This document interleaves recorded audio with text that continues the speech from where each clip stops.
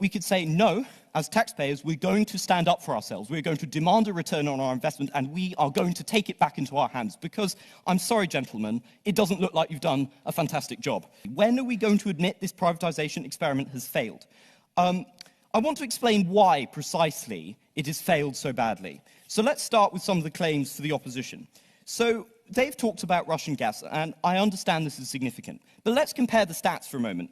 The EU has imported 39% of its gas, and slightly more as a percent of its oil, I believe, before the invasion from Russia.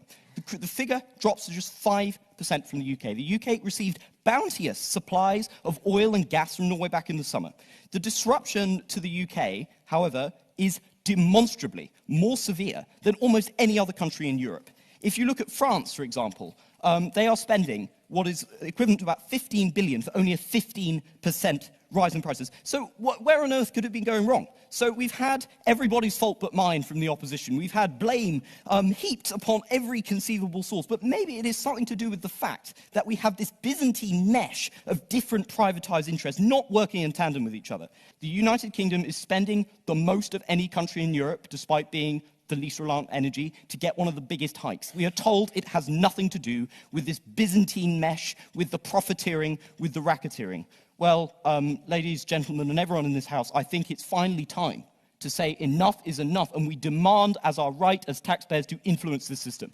The long-term security of this planet and the security of old age and the security of the poorest in our society depend on it. And I urge you to be compassionate, to understand that energy is something that we should all own and we should all be responsible for society. So it's a time to say to the national grid and to everyone else, enough is enough, and we as the people are taking back control now. I know that I've had enough of energy executives telling us it can't be done, it's not possible, and the only way is forking more cash without consequence. The only thing we can do now is nationalize these companies and nationalize the grid.